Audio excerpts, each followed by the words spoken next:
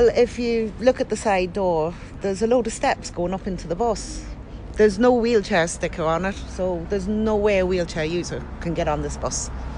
And that's the story in Ballyshannon. We have no accessibility whatsoever. You be in Dublin quite often at the Dáil. Would you ever notice many 04 buses in Dublin? You wouldn't see a lot of 04 buses. A lot of them are much newer than that. And you'd also notice that all the buses that are in Dublin now are all the low buses.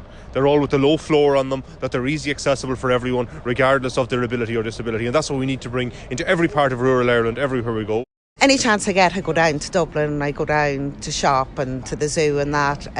It's fantastic. You can get on the Lewis, any buses. I've used them to go to the hospital, to the theatre. A few years ago, I even talked to my two sons about looking for a council transfer to Dublin because life is so much accessible down in Dublin compared to up here in rural Ireland.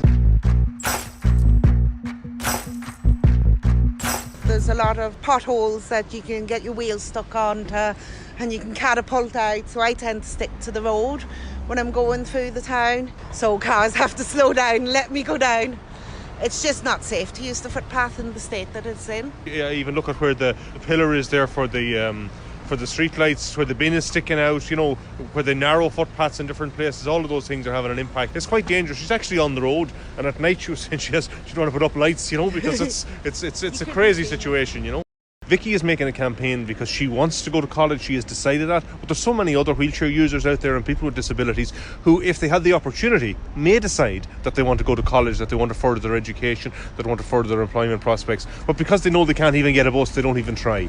You know, there's a whole lot of problems that need to be done in most of our rural towns in regard to accessibility for people with disabilities, and that needs to change and change quickly. And if we're going to do that, it means we're going to have to spend a bit of money to put the facilities in place that people can use. My hopes is that from now on, all councils across the country, when they get their budgets, they will look into making improvements for wheelchair access in their communities. We don't want anything more, but we want to be able to be treated the same and access the same services that are available to able-bodied people. Are you confident that you'll have a wheelchair accessible bus by September?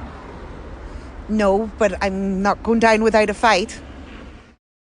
The issue that I raised here today, the topical issue, is around wheelchair accessibility transport, bus transport, on the bus air route 480 between Donegal Town and Sligo Town, which includes access to Sligo IT. This is an issue that has been raised particularly by a lady living in Ballyshannon named Vicky Matthews, who has protested and has really campaigned very hard on this. She's a wheelchair user herself. She has a course which she intends to carry out in the IT in Sligo, and there is no public transport for her to bring her there because wheelchair accessibility is not possible on the bus that serves that route at present. We need to see fully wheelchair accessible transport in place between Donegal Town and Sligo IT, and particularly what's really to the Sligo destination, on that route 480 before then. And I would appeal to the Minister to make that happen.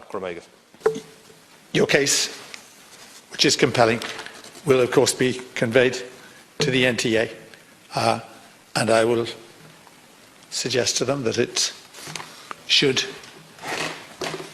spur them on to further efforts to make sure that the necessary measures are taken countrywide, which we're aiming to take as soon as possible.